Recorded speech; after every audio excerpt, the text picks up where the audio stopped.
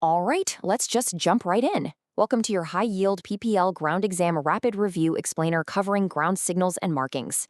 If you're a student pilot prepping for that ground exam, you already know this topic can feel like a massive memory test. But don't worry, today we're going to decode exactly what you need to know to pass. Plain and simple. Let's do this. Section 1. Runways versus taxiways. Starting with literally the most fundamental markings you're going to see every single time you fly.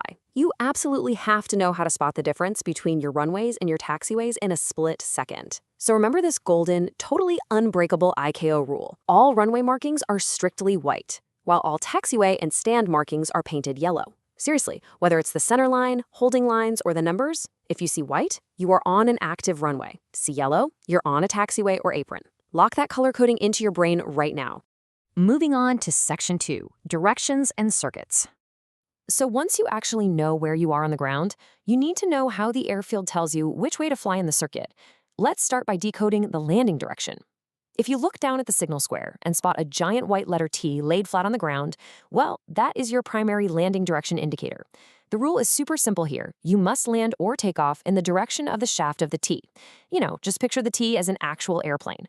The crossbar is the wings, and the shaft is the fuselage pointing straight forward. Now, interestingly enough, that exact same landing direction instruction can actually be given in a few different ways. If you happen to spot a white T with a dot, or maybe a black ball suspended on a mast, or even a solid green flag flying on a mast, guess what? They all mean the exact same thing. Land or take off in the specified direction. Examiners absolutely love to test you on these alternate signals, so for sure make sure you memorize all three of them. All right, next up, we really need to talk about circuit direction. Standard circuits are left-handed, right? We know that. But if you look down and see a right-angled arrow covered in red and yellow diagonal stripes bent to the right, boom, you are entering a right-hand circuit. Oh, and a green flag on a mast can indicate this too. It just goes to show how a quick visual check can completely change your entire approach plan. Okay, Section 3. Critical warnings and restrictions. I need you to pay very close attention here, because these warning signals, they are guaranteed exam questions. And honestly, more importantly, understanding them is absolutely critical for your real-world safety. You've got to memorize these red squares because they always indicate a strict restriction. A red square with a yellow cross, that means landing is entirely prohibited. Don't even try it.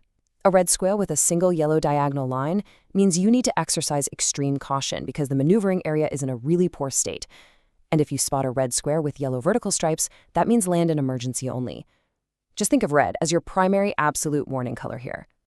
Now let's look at the dumbbell symbols.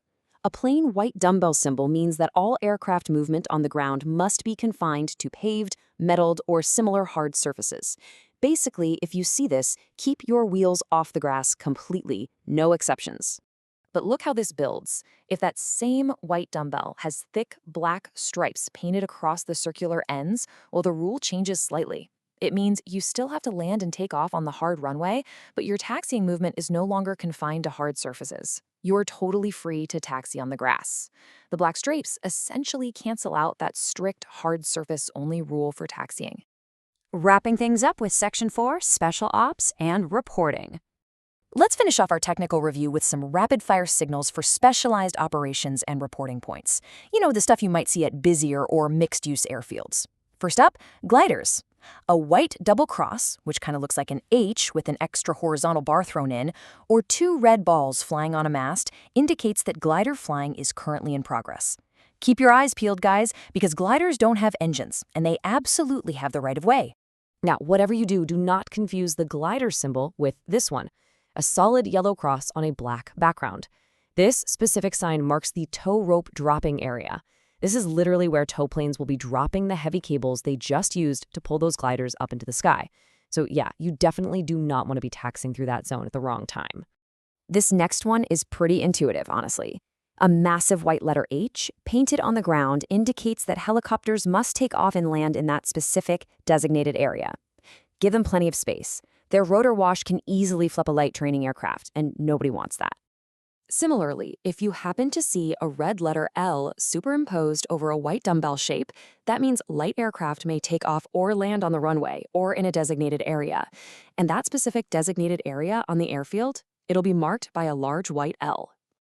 Next, Imagine you're taxiing around an unfamiliar airfield, and you see a bright yellow square with a bold black letter C right in the center.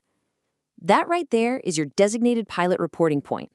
It's usually where you'll find the flight reporting office or the ATC briefing facility so you can check in. Finally, if you see a square containing a red and yellow checkerboard pattern, or maybe a matching checkered flag flying on a mast, it means you need explicit taxi clearance before moving your aircraft. Literally, do not budge an inch until you have radioed the tower and received your instructions. Man, great job sticking with this explainer today. We've covered a ton of ground, pun totally intended. But hey, before you get back to hitting the books, I've got a quick question for you. Why did the airplane get sent to its room? Because it had a bad altitude. Okay, I know, terrible dad joke, but hopefully it cracked a smile. If this rapid review explainer helped clarify these ground signals for you, please do me a huge favor. Hit that like button and subscribe for more PPL study guides to help you totally crush your ground exams. But before you go, I want you to ask yourself, which of these ground markings do you think is the absolute easiest to misinterpret from the air? Think about it, fly safe, and I'll catch you in the next explainer.